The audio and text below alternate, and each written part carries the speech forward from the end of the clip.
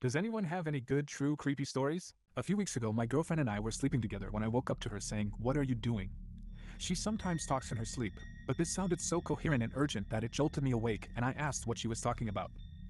She then woke up and said she thought she saw someone at the end of the bed. Thinking it was just a dream or semi awake hallucination, we thought nothing of it and went back to sleep. About an hour later, I woke up and saw someone standing on the bed, with the sheets wrapped up and twisted to their neck. I didn't know what to do, but the first thing that came out of my mouth was, "What are you doing?" My girlfriend then woke me up. I had been dreaming the exact same thing that she did and said the exact same thing. Does anyone have any good, true, creepy stories? I was visiting family for winter break in Los Angeles. This was about 5 years ago. I was heading to the bathroom on the second floor of my aunt's house when I saw my cousin April on the stairs. April was 4 and very animated. She was busy making funny faces while sitting on the stairs. I asked her what she was doing. She said, "I'm copying the lady with the braid." I looked around. There was no one else but us. I asked, "Where is the lady, April?" She pointed to a beam running parallel to the stairwell. I asked April, "What is the lady doing?" She said, "Making funny faces." I smiled and started walking up the stairs again when April said something that stopped me in my tracks. April said, "Her braids is around her neck." I turned back and asked April to repeat herself. April pointed, "The lady is hanging by her braid. She's making funny faces." Then April started making a face, which I then realized was it someone gasping for air. I just walked out of a job interview. Position was advertised as fully remote. I rock up to interview, and they say that the role is actually hybrid, 3 days a week in office. And they only advertised it as remote to get a bigger pool of applicants. I showed no shade and said that I would be writing reviews on Glassdoor, Google, and Indeed explaining that this organization does not operate with honesty and integrity, and that my experience should be a warning to others who might be attracted to so-called remote positions. I then walked out because how fucking dare they waste my time? Edit, for those asking how they reacted. It was a panel interview, 3 people, and they just sat there looking bewildered like they didn't know what to say. I turned my back and marched out the building in anger before they had the chance to say anything back, so don't know what they would have said in response. Today I fucked up my proposal. This morning I decided to surprise my girlfriend with a proposal in bed. Not the most original or romantic approach, I know. Initially the plan was to pop the question over dinner last night, but alas, the build-up towards the big moment got the better of me. However, today I woke up determined to do what needed to be done. So, there I was, on one knee next to my girlfriend's side of the bed, waiting for her to open her eyes and see me holding the ring. The moment I attempted to wake her up, she groaned and rolled over, leaving me with nothing to look at but the back of her head. My heart was beating hard enough to hear. I leaned over my girlfriend and gently tapped her on the shoulder. Instead of waking up like a normal person, she hissed in her sleep like a fucking vampire before elbowing me in the face. I stumbled back and dropped the damn ring. My girlfriend woke up during the commotion, and the first thing she saw was me bleeding from my nose. Not gonna lie, when she rushed over to comfort me, I flinched. The hissing thing she did scared the shit out of me. After all the drama died down, I managed to recover the ring without her noticing. Speaking of recover, my nose still hurts. Tonight I'll try again. This time I'll make sure to propose while my girlfriend is wide awake and still human. Edit. She said yes. My girlfriend is now officially my fiancée. Not that anyone really cares about this part, but my nose also stopped hurting. Family drama over child-free wedding. My future husband and I are having a child-free wedding. We told our family and friends when we sent out save the dates in October. My future husband's brother and sister-in-law have a 2-year-old. They asked us if we could make an exception because they're family. We said no. We understand most people make exceptions for family members, but we are firm on not having children. Now my future husband's mom has gotten involved and said we are choosing our wedding over our relationships with immediate family. I'm so sad for my future husband that his family isn't respecting our boundary. I understand disagreeing with us, but now his brother isn't talking to him. What was the best you have no power moment you've ever seen? The guy that I'd gone on a few dates with introduced me to his parents. Things went well, or so I thought. He drives me home, we end up talking and drinking a few beers. I didn't want him on the road with any alcohol in his system, and I enjoyed his company, so we end up hanging out until 3 a.m. His mom starts blowing up his phone, demanding that he comes home, so he drives himself home to find that he's been locked out of his house. His mom said that he can sleep outside, he shouldn't be spending time with someone like me, still don't know what she meant by that, and that I'm just another stop on the pussy train. He tells her not to talk about me like that, to which she says, "When you're under my roof, I'll say whatever I want about whoever I want." So he picks up his phone, calls me, asks if he can stay at my place for a little while. It's been 7 years, we're engaged, have a dog, a cat, and a happy life. I also plan on throwing some subtle train themes into the wedding/celebration after the end of the plague. Am I the asshole for telling my sister she has no right to judge my career since she's never worked a day in her life? I was over at my grandma's house with my mom, sister, brother, and 3 cousins and their girlfriends. For some backstory, I'm a male midwife, and I recently completed my degree and am currently doing my graduate year. I do really enjoy my job because it provides a relationship with your patients and allows a lot of flexibility, and it pays pretty well too. I'm 25 and making $78,123 per year. I ended up doing midwifery after nursing. My sister has always criticized my nursing career as not being manly enough and has told me women don't like feminine guys and I'd have trouble finding a wife, etc. usually. I just put up with it since I don't want to cause any drama in the house, but I reached my boiling point today. For some information on my sister, she has genuinely never worked a day in her life. She either mooches off her parents or any boyfriends she had at the time, but now she mooches off her husband. I feel bad for the guy ending up with my sister. She made another comment about my career again today, and I got angry. I told her she's never worked a day in her life, she's an incompetent mooch, and that a stay-at-home mom isn't a job, which I know isn't true, but keep in mind I was pissed at this point. This resulted in everyone in my family basically turning against me and yelling at me. At this point, I just decided to leave. They said I'm not allowed at any gatherings until I apologize. But I have too much pride for that. Am I the asshole? Am I the asshole for going to my dad's funeral against his widow's wishes? So I'm the product of an affair. My dad's wife forgave him for getting my mom pregnant on the condition that she and their kids never have to see me or hear about me, and he couldn't see my mom. Even so, my dad was involved in my life right up until he died, and we were very close. After he died, I contacted some of his family members, not his wife or kids, I didn't want to upset them, to ask if it would be okay for me to go to the funeral, and I just didn't get any replies. I ended up deciding that since I've never met his wife or kids or most of his family, they wouldn't even recognize me, so I could just quietly be at the back and not bother anyone. Turns out his wife did recognize me.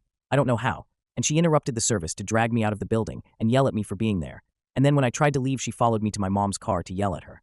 Now I'm embarrassed and guilty that I upset her and caused drama at the funeral and dragged my mom into it. My mom says I didn't do anything wrong because I couldn't have known my dad's wife would know what I look like, but I'm not sure if she's just trying to make me feel better. I just wanted to say bye to my dad. I wasn't trying to cause any trouble. Am I the asshole? What was the best you have no power here moment you've ever seen? I grew up with my parents having screaming arguments over every little thing. They do love each other. Over 50 years of marriage so far testifies to that. And it always upset me. A couple of days ago, they popped into my house to visit for a coffee on their way to stay with friends a few miles away. Within minutes, they were yelling at each other. I took great pleasure in telling them that I would not stand for such behavior in my house, and if they didn't lower their voices, they could stand outside until they learned some manners. The meek apologies tasted so sweet, as did the coffee. Some secretary of some branch of a state agency would go on a power trip and stamp "do not copy" on things that she sent to local agencies. Well, I work for an oversight agency and I needed a copy. Locals were terrified, so I rolled my eyes and called to explain that the locals and I were basically the same entity. Woman started to have a conniption fit, but she got real quiet when I cut her off and said, "Fine, I'll issue a subpoena. What's your name and job title?" She answered, and the sheriff served her a subpoena for what I wanted. Guess she wasn't used to that. What's something most people don't realize will kill you in seconds? Things under huge amounts of tension. Boat lines, garage door springs, various other cables, or springs used in industrial settings. These can send you back to the character select in an instant. Horses. We've lived with them for so long that unless you spend regular time around them, you don't know just how unbelievably dangerous they are. It's a good thing they're so stupid or we'd be fucked. Movies have people believing they're these docile creatures that live to serve humans. Those are the ones that have been trained extensively. They are otherwise 1,500 pounds of dumb panicky hair trigger muscle. Rust. If you run into a hole in the ground with rusty stuff inside, that does not get good ventilation. Don't go in. Rust is iron combined with oxygen, and it can eat all of the oxygen in the air. And fun fact, your body can't tell how much oxygen is in the air, but does sense carbon dioxide is there. So you don't know you are going until you are dead. Maternal hemorrhage. I am routinely shocked by expectant mothers who want to give birth at home, arguing that they can always transfer to the hospital if there's a problem. No, they can't. If the wrong type of bleeding begins, they'll be dead before the ambulance gets there. Moving water. It's freaking dangerous. Water is heavy, so when it's moving it has a lot of energy. It might not feel too bad walking through knee-deep flowing water, but if you fall, the water will have more area to push on. You may not be able to get yourself on your feet again. What movie did you watch that traumatized you at a young age? The never-ending story, When the Horse Dies, was the first time I cried during a movie. Our school used to do a cinema day once a month where they played movies in the school hall, and unfortunately the same few movies rotated every 6 months or so. I watched the movie for the first time at one of these showings, and didn't really let anyone know I was crying. The second time they showed the movie, I thought I was prepared for the scene, but nope, proper snotty tears and sobbing that time. By the third time they showed the movie, I told my teacher I was sick and got myself sent home from school. I still can't watch the movie without crying my eyes out. Arachnophobia. To this day, I check my shoes every time if they were outside for a bit. I check multiple crevices within a bathroom, like the shower head, behind the toilet, under the toilet, or behind the door for spiders. Whenever I open a box, especially if it's something that was in a garage for a while or not sealed, I hesitate a bit. It's just ingrained in me at this point, LOL. Not only that, but I think about the filming of the movie. The last act in the movie, when the family is trying to escape the house and the spiders are coming out from everywhere. Yeah, I saw the making of, and those were all real spiders. I would hate to be on that set. Our elementary school did a whole school viewing of The Old Charlie and the Chocolate Factory as some sort of reward. This was in the late 80s. I think the older grades would have been fine on their own, but the whole set of kids in the lower grades lost their minds when the first golden ticket winner kid sorta drowns in the Candy River and gets sucked up a tube. When the young kids all freaked out and cried and fell apart, it caused sort of a social contagion wave, and even a good portion of the older kids freaked out too. They released all of us from school early that day. Parents came and picked up kids, and everything like there'd been some sort of disaster. How did you get screwed over genetically? My mom is beautiful, always has been. She was popular in high school and college, life of the party, belle of the ball kind of thing. My dad, on the other hand, looks like Mr. Miyagi with a touch of King Kong LOL. I look like my dad. My younger sister looks like my mom. High school was tough. OCD. My dad's mom was a hoarder, and so was my mom's mom. I thought that's all there was to it until I got diagnosed, and then my mom was like, oh yeah, mom had that. She used to start checking the stove at 11 a.m. and checked it repeatedly until 11 p.m. By the way, hoarding is a manifestation of OCD. Didn't Mima do that too? I just thought they both had like residual habits from the Depression era, and mom just came in like Paul Harvey with the rest of the story. I get way more earwax buildup than the regular person. So much so that it doesn't naturally clear itself out, leading to me waking up almost completely deaf every couple of weeks. The only way to fix it is to put mineral oil and hydrogen peroxide in my ears and lie on my side to let the oil soak into the wax to soften it up. The peroxide gets behind the wax and bubbles up to create enough of an opening between the wax and my ear canal that I can shoot water into it and clear out the wax. I usually wind up having a clump of wax come out of each ear that's about the size of a pencil eraser. Sometimes they'll get so clogged that it takes a couple of days of doing this over and over until I can clear out the wax. For people who got cheated on by their partner but decided to stay with them, how did it work out in the end? I found out he was cheating again, 15 years later. I suspect there were more than the 2 times though. So, now we're divorcing. Our marriage just got worse and worse as time went on. His drinking and workaholic attitude got worse too. We were married 28 years, together for 30. I stayed for the kids, and I'm glad I did, but it's not for everyone. Now I'm finding my own path and am much happier without all his baggage. I can also now spot red flags a mile away. He was a great gaslighter. It was super short-lived because of the hardcore projecting. Because she cheated, she assumed that I was going to cheat with all my women friends. She became super controlling and didn't want me to have any women friends. I ended up leaving because my friendships were more important than a broken relationship. I stayed after being cheated on, and honestly, it was like living in constant self-doubt. Every time they stayed out late, I'd question everything. Therapy helped a little, but ultimately, I realized staying wasn't about forgiveness. It was about fear of starting over. Leaving was hard, but I found peace again. What's the most out-of-touch thing you heard from rich people? While working for a valet parking service in the Santa Barbara area years ago, a woman hired us for a jewelry showing she was having at her giant house in Montecito, and while we were waiting for guests to arrive, my boss informed me that when the guests get in their cars to leave, that I needed to be sure to close their car doors, or else they would just drive off with their doors open, as they're so used to people closing their car doors for them. Back when I was in my early 20s, my beat-up old car broke down in my job's parking lot when I was about to drive home. I was getting paid $10 an hour as a pastry chef at a catering company. This was barely enough to cover my rent. I was obviously pretty distraught over my car dying. My boss, company owner, ended up saying to me, "Why are you so upset? It's just a car. Just buy another one." I couldn't even respond. I just looked at her like she was crazy. I needed a bicycle to get to a new job. Found someone online selling a really nice bike for cheap, so I got in touch. Took 2 trains to their house to buy the bike, and when I got there it was a mansion. The bike was in a garage full of supercars and classics. They asked me where my truck was to load the bike on. When I told them I was riding the bike home, they laughed. And before I knew it, everyone in the house had been called to the garage to hear how I was riding the bike 3 hours home in the dark. No one offered me a lift. They just acted blessed at how they didn't have to do such things. When did you realize you're a horrible person? My mother-in-law is a serious narcissist, and one of her tools of punishment is to cut people off and stop speaking to them. So far, that I know of, she stopped talking to every one of her siblings, my husband for at least a year, and several friends. It never seems to dawn on her that she is the problem. I talk shit about people and complain way too much. Like, yes, maybe it wasn't my fault that my roommate or coworker or whoever else was being an ass, but that still doesn't mean everyone else in my life has to know about it. I don't know if it's me needing validation that I'm not the problem in whatever situation I was in, but it really doesn't make you feel better in the long run to tell everyone else how horrible someone else is. It just brings that negativity into other areas of your life and makes you miserable. Back about maybe 5 years ago, I realized I was a fucking bully. I would put people down for no reason. Found a flaw in them, I pointed it out. I hid it under the fact that I was just brutally honest, until someone had the guts to tell me I'm not brutally honest, I'm just a bitch. Props to them.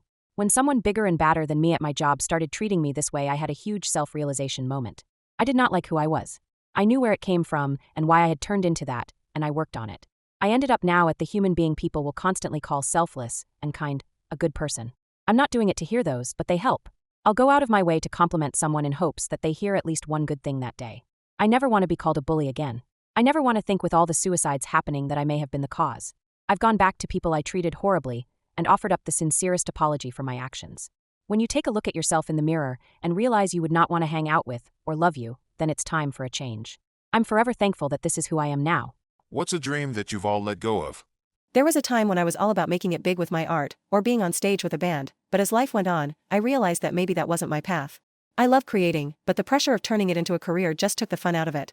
Owning my own house. I'm in a profession that will be mostly gone or obsolete in a few years because of AI, and the house prices keep on climbing higher each year. Much more than what I'm able to save up to get a loan. Instability and uncertainty about the future has led me to let go of that dream. Man, I'm never going to space. The idea of going up in a rocket is way above someone who won't go on some carnival rides and gets nervous on planes. I was kind of hoping we'd figure out space hooks, satellites that have enough self-propulsion to hang a tether into the atmosphere and catch a payload that is attached to the top of a plane and reel it up like a fishing line. But that's a sci-fi thing that I'm increasingly convinced no one is working on because it serves the purpose of the governments of the world to not make it easy to get into space where we can mess with their expensive satellites. What's the best loophole you've ever discovered? I didn't find this loophole myself, but my friend did.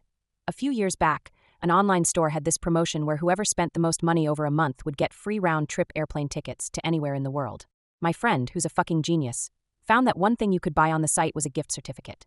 So he bought a $25 gift certificate and kept spending it on another $25 gift certificate. So he ended up spending $25 on round-trip tickets to Australia. Discovered that my high school PE teacher graded on improvement. You took a skills test at the beginning of each unit, then one at the end of the unit, and your grade was based on how much you improved. I was not the most gifted athletically, always got C's in PE before this, so I would tank the opening test, then perform my usual mediocrity at the end. But my improvement was awesome, and I became an A student the last semester of high school PE. Back when soda companies would have promotions on the underside of the bottle caps, I could tilt the soda bottles just right so I could find winners. During many promotions, I paid for one initial bottle of soda, get a free bottle, winning one, then continually searched and found those, never having to pay for a soda. Not mine, but many years ago a woman was attending college in Texas and paying out-of-state tuition. She found out that if you were a business owner in the state you could get in-state tuition. She spent a few bucks to file for a business and saved gobs. What celebrated movie actually has a terrible message? I was just thinking about this. My best friend's wedding. So I always love this movie because it does a great job of showing us that Jules is the villain of the film. At no point should you be rooting for the main character. She is a jealous, bitter woman who is actively trying to sabotage her best friend's relationship because he isn't in love with her anymore. Not even because she is in love with him, but purely out of jealousy for no longer being the most important woman in his life. But what the movie does a terrible job of addressing is how utterly fucking awful Michael is. Kimmy, his fiancée, is a 20-year-old college student who is about to drop out and stop following a desired career path to marry this man who is 8 years older than her with a shitty job in sports media that pays crap and disallows them to have a normal home life. And when she brings up the possibility, in a completely even-toned and mature way, that he consider working for her extremely wealthy father's company to allow her to continue school and build their lives up, he flips the fuck out in a public restaurant screaming and threatening to leave her till she cries and apologizes to him. He tells her working at her dad's company would make him a sellout. Michael, you review sports, you don't work for a fucking nonprofit, calm down. He also proceeds to flirt and spend many an intimate moment with Jules, ignoring Kimmy's feelings entirely. Literally tells Jules she looks good half naked, 48 hours before his wedding. He lets her family pay for literally everything, but accepting a better job than the shit he took on in his early 20s is beneath him. I'm sorry, I give that marriage 6 years tops. Michael is an immature sexist little man who wants a wifey without the desire to be a matching husband. He is an asshole, and Kimmy is gonna grow up over her 20s and realize she made a huge mistake. What is the greatest comeback to an insult you've ever heard? Saw a clip of a stand-up comedian the other day, and he says something along the lines of, "The first time I had sex it was terrible. The first time I had sex." And a woman chimes in with, "You mean yesterday?" Crowd laughs for a while, and while the comedian is waiting for them to calm down you can see the gears turn in his head. Once it gets down to basically a few chuckles, he just says, "Glad you remember." And the crowd just lost their shit. It was amazing. One of my coworkers was cold calling customers, trying to get appointments to drum up business. One of them told him to go fuck his hand, and he responded with, "I've got that penciled in for 3. I should be done by 4 if you'd like to come in for an appointment then." The guy laughed his ass off and ended up coming in for the appointment. Had a friend growing up who had an adopted brother a year or so younger. They would always talk shit and fight a bit here and there, and one time my friend says to his brother that he was adopted and can go fuck off. He knew he was adopted. And without missing a beat he shot back at my friend. "Yeah, well, clearly you weren't enough for mom and dad. That's why they bought me." A dude in my class called out a semi-friend of mine that people are talking behind his back. In fact, that wasn't the case, as far as I know, and that guy said, "Well, you know what they say about you? Nothing. Nobody fucking cares." What is the best response to "I hate you"? When someone's really going all out on hurting you, okay, and then continuing to do something else is so much fun. I had some nutcase tell me in a bar that they hate the gays, probably a reaction to my rainbow makeup during local pride event. Be okay and continuing to talk to someone else set him off so good, to a level where it attracted the bouncer. A boy tried this on my daughter in middle school, 8th grade. It was the classic negging to try to get her to try to want his attention because she didn't even know who this boy was. He just came up behind her and said it. She turned around and said, "I don't care," and walked away. She told me about it after school, and I was so proud because she's quite overly polite and tactful in most situations, but she wasn't having any of that nonsense. If someone says I hate you, then reply back without missing a beat. Aw, so sweet. I love you too, hun. Or something like that. Now be sure you say it in a way that is meaningful, thoughtful, sweet, kind, and said in a loving way. You have to say it like you would when everything is great and you're not fighting or mad, so like you mean it. This will do one of two things. Either they will hear it and something will click and their attitude will change for the better, or it will piss them off more and more each time you reply back with that, and it will spiral into a rage cycle. What's the scariest moment of your life?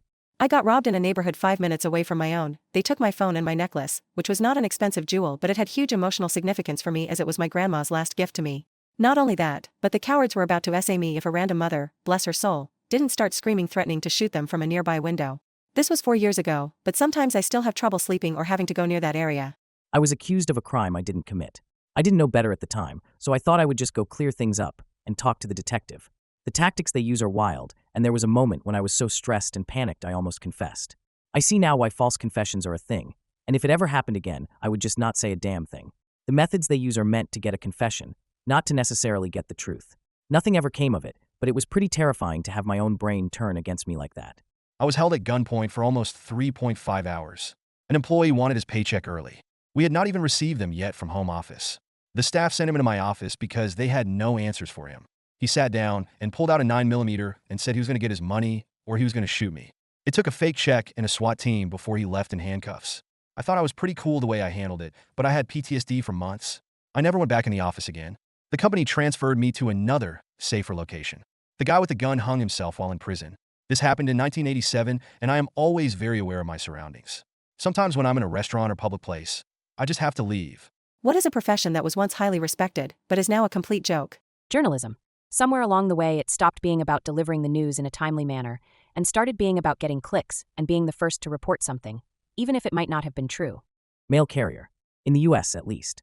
We had a good half-century where delivering the mail was highly paid, highly respected, and a great job for people that didn't like the typical office/job site routine. In 2024, the pay was subpar and moving towards outright poverty wages. The respect is still high, but waning due to out-of-control junk mail and subpar carriers who don't get paid enough to care. The post office took all the new technology of the last 2 decades that could have made the job easier and more efficient and used it to micromanage carriers. Wedding photographers. We went from being the preservers of authentic, awesome, joyful moments for the bride and groom to being content creators that manufacture those authentic moments for likes and bridefluencers. I assisted at a wedding this past fall where the bride and groom redid their first kiss 3 different times for the content creators. Seriously. Honestly, the whole damn wedding industry needs a good kick in the nards. Teacher. The complete lack of respect by government, parents, and kids is astonishing. I'm a teacher, and this is it. I have kids who I know their behaviors and attitudes are 100% because of their parents, and this is at 5 years old. A parent sent me a long, angry email because her son came home without his gloves, and it's like, it's not my job to keep track of your child's materials for him. If you as a parent either don't write their name on everything or don't teach them how to keep track of stuff, then I don't know what to tell you. I'm here to teach your child the curriculum. I can't keep track of a million different pairs of the same black gloves. What's something you believe but can't prove? Around 1995, I was away in college. Broke up with a girlfriend, and when she left, she took the remote for the TV. I just figured I misplaced it. I moved back to my hometown a month later. Soon I bought a new TV and never thought about it again. About 4 years later, we get back in contact. We were from the same geographic area. She drops by my new place for a coffee, and after she leaves, I can't find the remote for my now new TV. I search everywhere, and in a crack under the back cushion on the couch, I found the remote for the old TV. Never did find the remote I needed for the new TV. I'm sure she stole both of them and pulled the switcheroo years later. That my husband's nephew stole our wedding rings, that had Legend of Zelda inscriptions, during the 3 hours we had them stored in my in-laws' house when we were moving to our apartment. They were in a box with other valuables and important documents. The kid has a history of being a klepto, is a fan of the Zelda games and was seen loitering by that box during that time period, by myself and my mother-in-law. But I have no way to prove him that he took them other than that fact. His mom, my husband's cousin, my husband's aunts, and my father-in-law all say that there's no way he would do that, and refuse to believe he stole the rings and won't do a thing. That was a year ago. I'm still pissed at that kid and refuse to acknowledge him anymore since I can't really do anything without upsetting my husband's family. Kid and his mom are permanently banned from our house, despite their protests. Why did you give up on a person? I had a friend since middle school. They kept going in and out of jail after high school, getting deeper into drugs, and hanging out with people that further spiraled them into drugs. I went to visit them in jail once, and they said they were cool just hanging out in jail, and how they had gotten into a few fights with other inmates over stupid things. I don't know how to get through to someone who doesn't seem to care, and I didn't want to get dragged into those people as well. I didn't necessarily give up on them, but I did cut them off. They were that envious and insecure friend that can't be truly happy for you, always making slick comments, subtly insulting you, and just being fake.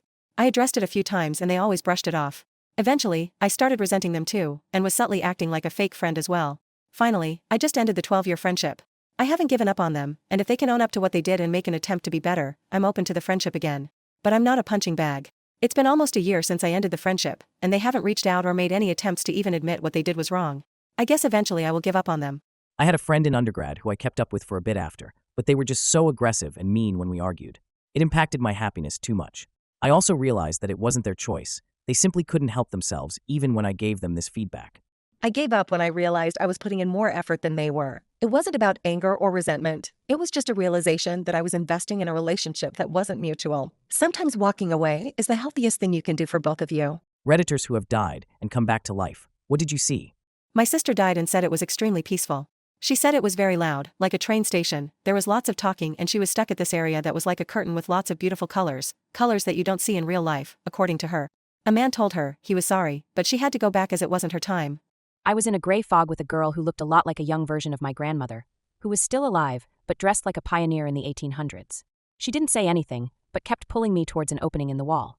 I kept refusing to go because I was so tired. I finally got tired of her nagging and went, and that's when I came to. I had bled out during a C-section, and my heart could not beat without blood. They had to deliver the baby, sew up the bleeders, and refill me with blood before they could restart my heart. So, I was at least 12 minutes gone.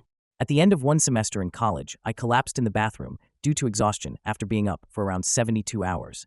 I hit my head on the sink, then the toilet, then the ground. Went completely lights out for a split second. The next thing I was aware of was a loud buzzing sound, and looking up at 3 fat blue, sentient alien toad shaman sort of beings, standing over me looking disappointed or contemptuous or something. They gave each other a look that reminds me of like how humans roll their eyes. Then the one in the center took this rod/staff thing and shoved it in me that felt like an electric shock. I woke up to my girlfriend doing chest compressions. Never seen anyone so scared before. I'm not sure if I was clinically dead, but she thought I had died. What incident has grossed you out the most in your life? I was at a casino once, when the elderly guy at the slot machine next to me stood up, shook a turd out of his pant leg, and sat right back down. That's when I knew it was time to go home. I will never forget that. When I was about 7, and my brother was about 2, we were laying down watching TV because he was feeling sick that day. I was on my back, laying the length of the couch, with him on his stomach sleeping on my chest. Suddenly, he pushes himself upright and gives me a really strange look, so I opened my mouth to ask him what was wrong. He proceeded to vomit directly into my mouth. A lot, and thin, mostly milky shit. He recovered. I never have. I was working at a ski resort in Washington in 1983. An older guy in the parking lot had a heart attack. I was certified in nearby, so I ended up on the CPR team. Giving him rescue breaths was surreal. His lifeless eyes staring through my soul while I scooped green goo out of his mouth between breaths. It was all I could do not to hurl. It took an ambulance an hour to get there, so I ended up taking several turns breathing for him. I found out a few days later he survived with no major damage. I also learned he tested positive for tuberculosis. What illegal thing do you do on a regular basis? When I was a kid, I thought it was normal that we could buy movies, the day after they came out, from the Chinese lady in the chicken shop. I didn't realize it was a crime until middle school when I told someone my grandma had Avatar on DVD, and they said that was impossible since the movie was still in theaters. When I was in college, parking was $500 per semester, which I couldn't afford. I simply went to class each day until I got a parking ticket. I went online, paid the $50 fine, but kept the ticket. Every time I would park on campus, I would toss the ticket out onto my windshield so that the parking police thought I was already ticketed. This worked for 2 years. $1,000 worth of parking for $100, and then I came out of class one day to find 2 tickets and a note that said, "Nice try." When I was younger, me and my sister were driving down the road when we saw a roadkill raccoon. We decided to pull over to see if it was still alive. It wasn't, but it had a baby raccoon trying to cuddle up to it. We felt bad and took him in. He lived with us for about 14 years until he died. Apparently it's illegal to own a raccoon without a license, But raccoons only live for around 3 years in the wild, so I like to think we gave him a pretty good life for an orphan raccoon, regardless of it being illegal. We live in a small town and regularly took him on walks to the park and stuff. He loved people and sat on my shoulder while I was on a 4th of July parade float. R.I.P. Bandit. My ex, 37 female, left me 39 male for 34 female and now wants to come back. I need advice on a different kind of problem. Names have been changed and the story has been slightly modified to avoid easy recognition, but it is all based on real events. 2 years ago, my high school sweetheart and wife of 15 years left me for another woman. The divorce that followed was a difficult and emotional process. We had to navigate the complexities of custody, child support, and property division. In the end, I gained custody of the kids and bought my ex out of her share of our home, which has been a stabilizing force for the kids. Despite the challenges of our divorce, my ex-wife and I have managed to maintain an amicable relationship for the sake of our children. We communicate regularly, but it is strictly about the kids and their activities. After the divorce, my parents, who live nearby, have been a huge help. They pitch in with childcare, homework, and even cooking dinner sometimes. I don't know what I would do without them. Despite my best efforts, the kids struggle to accept their mother's new relationship. Emily, who is 13, refuses to speak to her mother, while 10-year-old Jack barely acknowledges her. I encourage them to maintain a relationship with their mother, but they are still hurting from her departure. As a result, my ex-wife, who is 37, has broken off her relationship with her partner. She apparently blamed her partner for breaking up her family, or at least her relationship with her kids. I feel a tiny pang of regret. Should I have tried more? Should I be more supportive? But this is not my current problem or my cross to bear. Now I am faced with a new and unexpected challenge. My ex-wife is calling me nonstop, begging to move back in with us. She claims she wants to rebuild her relationship with the kids and maintain a platonic relationship with me. She says this is not forever, just for a year or two, or until her relationship with the kids improves.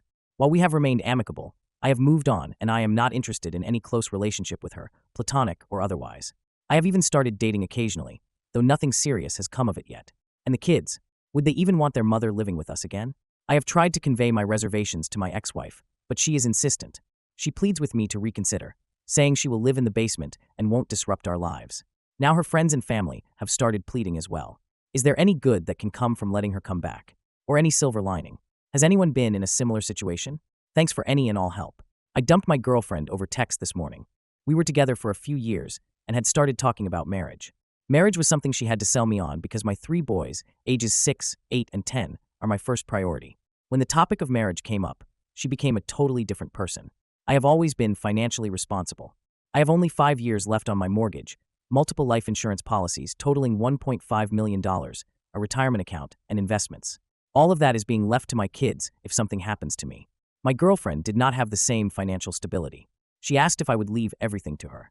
I said no, at least not until my kids were self-sufficient adults, though I would still leave them something. She got mad at my response. She said, "So you'd leave your wife high and dry if you died?" I said no, because she would have a job and understand that I am not going to leave my young children with nothing. Even if I did leave everything to her, I guaranteed that it would be litigated and lawyers would get a piece. She told me I did not get it. So this morning, I woke up and texted her. "You're right. I don't get it, and you deserve to find someone who can give you everything you want." I have not heard back. Why haven't you married your longtime partner? Because where we live, Switzerland, our taxes would increase significantly, and pensions would be reduced, 150% for both married versus 100% each if unmarried. Our tax law incentivizes marriage if only one partner works, but that's not realistic for the majority of our population. Our quality of life is sustainable only because we have 2 incomes. Swiss law does have a long-term partnership option, called concubinate, that can be used to legally address medical decision-making, family planning decisions, inheritance, power of attorney, etc., without the need for marriage. I'll take an extra vacation a year and live in sin instead of dealing with, in my opinion, unnecessary tax penalties. My parents, 60 and 74, never got married or moved in together, yet they've been together for 32 years. They live 5 minutes apart, talk on the phone multiple times a day, and usually see each other more than once a day. Every Wednesday and Saturday is their date night. My mom makes dinner, and my dad comes over and spends the night. It's been like this for all 30 years of my life. I've never seen them fight, and they've clearly been in love the whole time. They've both had unsuccessful marriages before, and when asked, they just say, "What ain't broke, don't fix." We are American. He has a severe autoimmune disorder that requires treatment, and that treatment costs about $200,000 each year. He is only able to receive this treatment because he has copay assistance, and current healthcare regulations prevent him from being denied coverage for his very pre-existing condition. So, if he were to lose healthcare coverage, he would either be slapped with hundreds of thousands of dollars of debt, or die. And if I were married to him, I would be financially screwed as well. The last time we had the marriage conversation, we said, let's see how this election goes. We saw how the election went. No marriage for us. We've been together almost 15 years and have 2 kids. Honestly, we've never really thought about marriage. We did have a lawyer help us set up the same legal protections, though. My parents were married but weren't religious and never really spoke of marriage as a life goal. We also live in a place where common law relationships are extremely common, something like 40% of couples, so I haven't felt any family, religious, or societal pressure at all. And neither has my partner. I have nothing against marriage, though, and I'm super happy for my happily married friends. I was never big on the idea of marriage when I was growing up. My parents weren't married to each other, one never married, and the other had been married and divorced 5 times. In my 20s, I got sucked into the pressure of getting married because it was what everyone my age was doing. I regretted it instantly. There were probably red flags everywhere, but I was just dumb. It was a terrible relationship, and it only got worse once things were legal. There was a lot of mental and financial abuse. My new significant other is great, really, really great. But I just feel more secure being autonomous. I know that sounds like an oxymoron, but I don't feel owned, and that's really important to me. Additionally, I like that there's a difference between you have to be with me and you and I choose each other every day. I'm not 100% certain we will never tie the knot, just not yet. I want it to be because it's right for us, not for our family, not for the government, and not because of pressure. Waiters, what Valentine's Day disasters have you witnessed? Back when I served food at one of those super touristy seafood restaurants, I worked a Valentine's Day double shift. For lunch, this younger couple came in, celebrating their 1-year anniversary. I offered my congratulations and proceeded to do my usual spiel before taking orders. The girl looked more and more dismayed the longer I talked. Finally, I got to the end and asked if there were any allergies. She looked directly at her boyfriend and said, "Yes, I'm allergic to fish and shellfish." Then she looked over at me, very sad. I made sure every aspect of her meal was safe for her, but it was that look of, we've been dating a year, and he still takes me to a restaurant that could kill me. That really did it for me. It was like a movie. I was bartending at an Italian restaurant, not a fancy one, but still, and it was pretty much full of Valentine's dates. A guy walked in and sat at the bar by himself, looking pretty down. He asked for a whiskey, so I poured it and told him it was on the house because he looked like he needed it. He proceeded to tell me his story. He had come to the city to surprise his girlfriend for Valentine's, taking about a 5-hour bus trip between cities. And he sure surprised her. She was in her dorm room, sleeping with one of his friends from high school. He didn't know what to do, so he just walked into the first place that sold alcohol. I poured as much whiskey as he wanted and watched the Raptors game with him. Never saw him again. It's cliché, but it happened. Edit. Watch the Raptors isn't a euphemism, we literally watched the basketball game. It was a packed Valentine's Day dinner shift when a guy walked in, holding a giant bouquet of roses. He confidently told the hostess he had a reservation, only to be met with confusion. His name wasn't on the list. Insisting his girlfriend booked it, he checked his phone. His face went from excited to confused to furious. Turns out, she had made a reservation at a different restaurant. With someone else. Stunned, he just sighed, handed the roses to the hostess, and muttered, "Well, happy Valentine's Day, I guess," before walking out. The hostess kept the flowers. She earned them. It was supposed to be the perfect proposal. He called ahead, ordered champagne, and hid the ring in a slice of cheesecake. Valentine's night, the restaurant was packed. He drops to one knee, takes her hand, and pops the question. The place goes silent. Then she laughs. Not a giggle. A full-on, tear-streaming cackle. "Oh my God," she wheezes. "You thought I was serious?" Turns out, she planned to break up with him tonight. The restaurant watches as she grabs her purse, kisses his forehead like a toddler, and walks out. The guy just sits there, stunned. The waiter having to bring the bill after that was just the final awkward cherry on top of an already disastrous night. A guy and his date came in for Valentine's Day. They had a great time, ate a lot of food, drank a lot of wine, and got along really well with my coworker, who was their server. About 2 months later, they came back and requested my coworker again. He happily agreed to serve them. He went up to greet them, and the guy introduced his wife to him. My coworker casually mentioned how much he had enjoyed serving them on Valentine's Day. They went quiet. The wife got up and left. The guy just lowered his head. Turns out he had brought his mistress in on Valentine's Day, but my coworker hadn't realized he was with a different woman this time, so he didn't think anything of it. We never saw the guy again. My son is really upset. Well, too bad. The cat is going to an indoor-only home, and it's not yours. We have been trying to rehome a friendly stray cat to an indoor-only home due to safety concerns, coyotes, busy roads, and a highway. A neighbor showed interest but kept bringing up how her 2-year-old was attached to the cat while refusing to commit to keeping him indoors. When I explained that the cat needed to stay indoors, she said things like, "We'll try to keep him in, if he likes it. We'll probably let him be indoor, outdoor, and just bring him in at night. My 2-year-old loves him, and we've been feeding him for months. So have a lot of other neighbors." I kept telling her the cat needed to be indoor only, but she would not commit and was incredibly pushy. I reluctantly gave in at first, but after spotting even more coyotes in the area, I had a change of heart and decided to rehome the cat with someone who would actually keep him safe. When I told her, she completely lost it. She said, "Wow, okay. That really wasn't your decision to make. You agreed and then went behind our back. My son is extremely upset. We would have kept him indoors if that's what he wanted. I'm so disappointed in how this was handled." I do not give a flying F about her 2-year-old son's attachment to the stray cat. This neighbor is effing exhausting. Edit. Great news. The cat is going to be placed in a cage-free rescue at the end of December. I responded with the following, and then she blocked me. We asked multiple times if you'd commit to keeping the cat indoors only, and you didn't, as shown in the screenshot. You implied he'd be indoor-outdoor, which isn't safe with coyote sightings.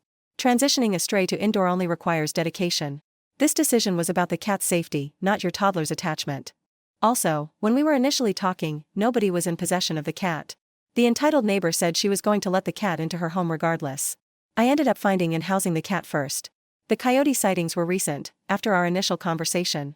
We did try reaching out to see if she had changed her mind about the indoor-outdoor situation, but she had not. My sister doesn't really care if we talk anymore. I, 26 female, had a really difficult conversation with my sister, 28, today about our level of contact. We only see each other about every 4 months, despite living just 10 minutes apart, and we rarely text unless I initiate the conversation. She's getting married in November, and I told her I'd love to see her more often because I value our relationship and enjoy having her in my life. She admitted that she doesn't feel the same way and has no desire to change how often we see each other. I told her it felt one-sided that I'm always the one making plans, and she responded that she doesn't like making plans and is too busy most of the time. She does work full-time, but she clearly prioritizes her fiancé and friendships, which makes me feel like I'm just not important to her. She reassured me that she loves me but also said she's fine with us growing apart and living separate lives. I understand that people grow apart, but the level of disinterest she showed felt cold and hurtful. We got along great as kids, but she moved out at 22, and our relationship has been strained ever since. My landlord put me through 3 years of hell. My landlord was a terrible human being. Honestly, calling him a human is even pushing it. Just a few things he has done to me over the past 3 years. Stole my dryer and other household products from the common area. Made me pay for a plumbing repair that was deemed normal wear and tear. Tried breaking into my house. Retaliated against me for going to my lawyer after he sent me a letter about a parking spot. Tried charging me an extra $150 per month. Mind you, I was never late on rent in 3 years, except when I had to pay for the plumbing repair, so I was a couple of days late that month. This apartment was nowhere near nice. I found out the plumbing was illegal, the porch was unsafe for years, the ceiling paint was always peeling, and the gas heater wasn't up to code. I finally got my chance to leave after he tried raising my rent by $500 per month. He would do anything to squeeze more money out of his tenants. So for days before I left, I called the building inspector and told him everything. The porch that wasn't built with a permit, the plumbing, the heater. The inspector came over the very next day, taking measurements. Each violation is a $500 per day fine until fixed. I don't know what happened after, but at the very least, he's on the town's radar now. A week before I moved out, he tried telling me I had to leave at a specific time. I never responded because that's not how it works where I live. He even threatened to call the police if I wasn't gone. So, that morning, I went to the police myself to warn them. Sure enough, the landlord showed up, harassed me, and threatened me. I called the police, and they informed him I was in the right. While I was out moving things to storage, he broke into my apartment and nailed my door shut. I called the police again and demanded a supervisor. Go figure, he left before they arrived. I'm pretty sure he knew he'd be arrested on the spot. I got the police report. They're charging him with a felony for breaking and entering. Fines plus a felony charge? Don't be a jerk to good people. She cheated on me 6 years ago, and now she's back. Back at the beginning of 2018, I walked in on my girlfriend literally filming herself giving some scumbag a favor. Needless to say, it was a messy breakup. For the next month or so, I was in and out of mental health wards due to severe depression. She was my first long-term girlfriend, and the betrayal gutted me. Eventually, I pulled myself out of depression and became obsessed with bodybuilding and physical fitness. When we were together, I was about 40 pounds overweight, and I convinced myself that was why she had cheated, that she was no longer physically attracted to me. I cut off nearly all human contact for about a year and a half. My world became home, work, and the gym. Admittedly, I got into phenomenal shape, down to only 7% body fat, but my isolation was becoming unhealthy. Even though I was in the best shape of my life, I just could not connect emotionally to other women the way I had with my ex. So, I decided to pursue another passion of mine, filmmaking. This is where I finally started to blossom. Since 2021, I have built a growing YouTube channel and produced 2 of my own films. I am currently finishing my 3rd film, and wouldn't you know it, my ex comes back into my life. She is the cousin of one of my actors, which is how we got reacquainted. We have gotten together 3 or 4 times now. and I find myself falling for her all over again. I do not want to fall into the same traps, but this girl has me over an emotional barrel. I just do not know what to do. What do you mean I can't kick a paying guest out of their room? I, 31 female, work as a receptionist at a hotel in a small town on the Italian coast. I have been doing this job for 4 years, and never before have we had to endure the level of entitlement and arrogance from parents that we have seen this year. When booking a stay, we make it very clear that check-in is not possible before 2:30 p.m. The hotel has about 70 rooms, and we are constantly full, so the housekeeping staff needs time to clean the rooms, especially since checkout is by 11 a.m. Our housekeeping staff is amazing, fast and efficient, but they still need a few hours to clean 70-plus rooms. This year, we have had dozens of instances where guests showed up at 7 a.m., demanding we give them their room early, because they have small children who suffer in the heat.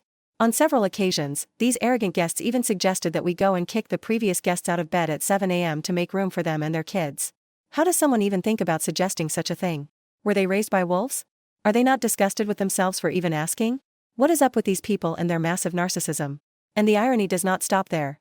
These entitled parents scream about how their small children cannot withstand the heat and need their rooms immediately, as though their poor planning is my problem, and then, later, I see them dragging their newborn babies to the beach at noon, under the sun, in 40+ degrees Celsius weather. Like, are you actually concerned about your kid's safety, or nah? And is it really necessary to have a beach holiday in August during a heat wave with a baby, when you haven't planned properly? I am so sick of these folks. They truly believe that parenthood gives them a pass to be horrible to everyone and expect special privileges wherever they go. Entitled parents are making the world worse, one tantrum at a time. Edit to add. Just last week, I got called a profanity by one of these entitled moms because I would not upgrade her room for free, because she had a baby, of course. The hotel was completely full, and she wanted me to kick out another family who had regularly paid for their room with a view because she believed she was more deserving due to being a mom. She even called me a profanity in Hungarian, thinking I would not understand. The look on her face when I calmly replied in English, I don't really enjoy being called that, madam, she was horrified, to say the least. Divorce saved me. From the moment my first kid was born, I realized that while I love kids and have worked with them all my life, this was not the same. I never felt that overwhelming love when I met my newborn. I was too busy trying not to shake off the operating table after an emergency C-section. Postpartum depression hit hard, I didn't have much support nearby, and my daughter was, and still is, a lunatic. She's been throwing multiple tantrums a day since she was 1, and she's now 6. Add in her 3.5-year-old brother with ADHD and sensory issues, and our house is pure chaos. And I'm an introverted, highly sensitive person. Well, my husband and I got divorced, and now I have half of my old self back. My state mandates 50-50 custody unless there's abuse or another serious reason. Some people say, oh, I could never live without seeing my kids every day. Guess what? I can. I love my children, but now I actually enjoy them more because I'm not constantly drowning. When they're with their dad, I read, sit on the beach, eat takeout while watching TV, and spend time with my friends. We've been doing nesting for the past 8 months, meaning the kids stay in the house, and the parents rotate in and out. It works great for us and for the kids since they never have to switch homes. Honestly, divorce feels like a vacation, and I have zero regrets. We still argue over chores, but I'm used to that. Worth the trade-off. I tricked my slacker coworker into sabotaging himself. I work in an office with a guy I'll call Seth. Seth is that coworker everyone knows, lazy, always passing his work onto someone else, and somehow always getting away with it. He'll sit around on his phone, disappear to the bathroom every 10 minutes, show up late with lame excuses about traffic, and then vanish for a 2-hour lunch. For the past 6 months, Seth's favorite target has been me. He constantly emails asking if I can help out with projects, but what he really means is, do all the work while I take the credit. I complained to my boss a couple of times, but Seth always managed to weasel his way out of trouble. The final straw came when he dumped a major report on me 2 days before it was due to a client. One day, I casually asked if he was good with Excel, and he admitted he didn't know much. Perfect. The next time he tried to dump a bunch of spreadsheets on me, I agreed. But this time, I embedded hidden formulas that subtly scrambled the numbers if someone didn't know how to check for them. Nothing major, just enough to make the data useless if copied and pasted. The day the report was due, Seth slacked off like usual, assuming I had handled it. When the client called, furious about the nonsense numbers in the report, Seth panicked. Every time he tried to fix one part, something else would break. He came to me, frantic, begging for help. I acted confused and said, "Oh, I don't know what happened. Maybe it's a glitch." I gave him vague advice and watched as he spent the entire day trying to salvage his mess. Our boss found out, and for once, Seth couldn't talk his way out of it. He got torn apart for screwing up such an important project and was put on temporary leave without pay. I guess he'll be doing his own work from now on. Is anyone else deeply disappointed every time they go back home and their family hasn't changed? I left home at 19, got married young, and lived in many places around the world. Every once in a while, I go back home to visit my wife's family. My family also lives nearby, and I've visited them on and off throughout the years, usually once every year or two. Yet, every time I go back with my wife, I get guilt-tripped for not visiting, even though I always do. My family is difficult to talk to, reason with, or set boundaries with. The last time I visited, I told my father I didn't want to see my mother. She was incredibly abusive when I was young and has disowned me multiple times over the years. I have no desire to subject my daughter to her. My father ignored this completely, so I didn't visit him either. What bothers me the most is that nobody has changed. It's the same thing every time I go back. I've changed a lot in life. I've worked hard to grow, learn, and surround myself with positive influences. I've lived in multiple countries, experienced different cultures, and dedicated time to personal growth. I've learned about relationships, human development, and self-empowerment. But every single time I visit, it's as if I'm stepping back in time. My family is exactly the same as they were when I left at 19, nearly 20 years ago. I've come to the conclusion that things will never change. Has anyone else experienced this? Where going back to family feels like being pulled into the past. I moved away for a reason, and visiting them puts me in a bad headspace long after I leave. It's hard when you have a family that you can't open up to or feel valued by. My girlfriend was poking holes in my condoms. I, 25 male, and my now ex-girlfriend, 22 female, had been together for a few years. Everything was going great, until she started pressuring me to get married and have kids. I was not ready for that kind of commitment, and I made it clear to her. However, she would not let it go. She kept bringing it up, trying to convince me that we should take our relationship to the next level. I felt suffocated and stressed out by her constant nagging. Then, one day, I discovered something that completely shattered my trust in her. I found her poking holes in the condoms we were using. I was shocked and angry beyond words. It felt like a massive betrayal, not just of my trust, but of our entire relationship. I confronted her about it, and she tried to downplay it, saying she just wanted to speed things up because she knew I was hesitant about having kids. But I could not believe her excuses. I could not be with someone who would manipulate me like that. So, I ended things with her. It was one of the hardest decisions I have ever had to make, but I knew it was the right thing for me. I could not stay with someone who did not respect my boundaries and would go behind my back like that. Some of our mutual friends are saying I overreacted, that breaking up with her was too harsh. But I can't shake the feeling that I dodged a bullet. What is a sign that someone has had a purely undamaged life? When something good happens, some people can truly enjoy it, instead of fearing that something horrible is lurking around the corner or feeling unconsciously convinced they don't deserve it. This often stems from childhood abandonment or neglect. As kids, we didn't understand why we weren't receiving the love we needed, and one coping mechanism was to unconsciously convince ourselves we didn't receive it because we didn't deserve it. I'm in therapy because of it, and sometimes it's not even I didn't deserve it. It's I can bend in every direction, and I still won't get it anyway, so why bother? I struggle with seeing anything as important rather than just disposable. People assume everyone has a biological family and that parents are just a phone call away. My husband and I have an 8-month-old baby, and the number of people who say things like, "Oh, your parents must just love having her around," is unreal. At Christmas, a woman saw my baby in the stroller and said, "Oh, what a cutie. You're going to get so many presents from your grandma and grandpa, then go to your other grandma and grandpa's house and get even more." Except, no. My husband's parents and my dad died before our daughter was even conceived. My mom was undergoing cancer treatment during my pregnancy. It was touch and go for a while, though thankfully, she seems stable now. But yeah, people love making comments about our baby's grandparents, and it's like, nope. Dead. They think life is fair. They say things like, just call the police. Just report them to your boss. Just leave your abusive spouse. That's illegal. Just get a lawyer and fix it. Just move out from living with toxic roommates or an ex. Just ask your parents for money. Just get a college degree. Just get a better job. Just call a friend to help you. Just pay $100 a week to go to a counselor. It's like they've never been in a truly toxic, dangerous, or financially difficult situation. Everything happens for a reason, people. Some people assume that everyone they meet in life is good and wants the best for them. My experience has been the opposite. I grew up in a toxic family and friend circle where people were always rooting against me, trying to take me down a notch. I learned to build walls and expect the worst from people. After college, I moved for work and was genuinely taken aback by how wholesome people were. They were just nice, to be nice. Their secure attachment style. My whole life, I thought I had a secure attachment style. Then I started getting into relationships and situationships. The minute someone takes longer than usual to reply, I start spiraling, worrying that I've done something wrong, that I've lost them, that they're not interested anymore. Suddenly, I feel like I've repulsed them, like I'm worthless. Turns out, spending all your adolescent years as the gay outcast and constantly fearing that your family won't love you anymore isn't great for developing a secure attachment. My dad cheated on my mom. My dad decided to leave my mom when my baby was 3 weeks old. My first baby, and my parents' first grandbaby. He completely blindsided everyone, including my mom. They decided to work on their marriage, but my mom later found out he had been cheating the entire time, with a woman who knew he was married and is 20 years younger than him. I feel like he really ruined one of the best times of my life, as well as my mom's. He never apologized for what he did. Instead, he told me, "I'm sorry you feel that way." Classic narcissistic behavior. Of course, I still cherish the great moments, and I love my baby more than anything. But I can't help but think of the betrayal he caused when I look back on her newborn memories. I don't speak to him anymore, and neither do my siblings or my mom. He has been awful to her, mentally and emotionally abusive. They recently finalized their divorce, and I feel relieved. I am thankful that my 5.5-month-old baby will never remember him, as I have no plans to see him again. My dad and I never had the best relationship, he was never a great father. My siblings and I have said this for years.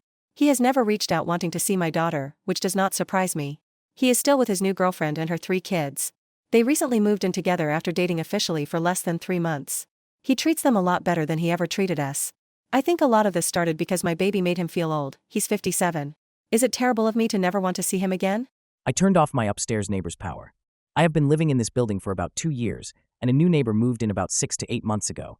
A group of 2 men in their 30s who, somehow, have endless time to be loud. They constantly blast the TV, argue and physically fight. You can hear everything clearly, stomp around, get super drunk, which is disgusting because we have to hear them puke all night. They smoke weed, which I am okay with, but the smoke keeps getting into my apartment, forcing me to use my asthma pump. They have intimate gatherings with multiple women and rage loudly while playing video games. This happens 24/7, especially between 10 p.m. and 10 a.m. It drives everyone nuts. We have all complained, but the landlord has not done anything since it is a big agency, and they just brush it off. I have been losing sleep every single night because of them. I even tried asking them nicely to keep it down. Most of us in the building have jobs, including me, a nurse working 12-hour shifts. All I want to do is sleep and get ready for my next shift, but of course, they are completely inconsiderate. Then I discovered something interesting. Inside my walk-in closet, there is a small door with all the power breakers for each apartment, neatly separated and labeled. Pretty crazy to have that inside another tenant's apartment, but I digress. So, I started accidentally turning off their breaker whenever I knew they were gaming, just to piss them off. Last night, they brought random women over and made noise all night. I could not get any sleep. Thanks to the building's thin walls, even noise-canceling earbuds did not help. So, I cut their power and went to work. I know it is messed up, but honestly, it makes me feel better knowing I am ruining their day the same way they ruin everyone's night. I do not plan on doing it often though, since maintenance might check and realize I am at fault. Thankfully, they need me to be present to enter my unit, so for today, no power for them. Oh, and the other neighbors? Well, someone slashed their car tires, so clearly, they have pissed off more than just me. My sister is the crazy ex. My sister and her ex-boyfriend broke up 4 years ago. She filed for an order for protection against him, but the court dropped it. This also caused his custody agreement with his ex-wife to go back to court. Needless to say, it was a very dramatic breakup that ended with her being removed from his home by the police and escorted from the property. Her ex-boyfriend recently died in a horrible accident. Now, my sister plans to attend the funeral, even though his entire family pretty much hates her. She claims she needs to be there to support her kids, even though she hasn't seen them since the breakup. The revised custody agreement from the court explicitly stated that her ex-boyfriend could not have parenting time if she was present. When I suggested it was not a good idea for her to go, she lashed out at me. I am going no contact with her again because of what she said to me. I guess I just needed to vent. My secret plan to show up the bride. About 4 years ago, I was in the ER alone on Christmas Eve when a friend reached out and told me that the man I was dating was also secretly seeing my sister. Before this, my sister and I were incredibly close, she was like my best friend. The betrayal shattered our relationship and completely changed our family dynamics. Now, her wedding is in a few months. Time has healed some wounds, but the scars are still there. As much as I hate to admit it, I want to outshine her on her big day, even if just a little. For years, I've been living a healthy lifestyle, but with the wedding coming up, I've pushed myself even harder. Early morning runs, skipping holiday treats, choosing veggies over chips. Meanwhile, my sister has been saying for months that she's going to get in shape for her wedding, but she still spends her time eating out and binging Netflix. I've only told my best friend and roommate about my plan, and I've already started getting, "Have you lost weight?" comments from people. Part of me feels guilty for thinking this way, but at the same time, I'm not doing anything malicious to ruin her day. It's just a little internal game I've created for myself, driven by everything I've been through over the last 4 years. Plus, a lot of people I haven't seen in years will be there, and I can't help but look forward to showing up looking my absolute best.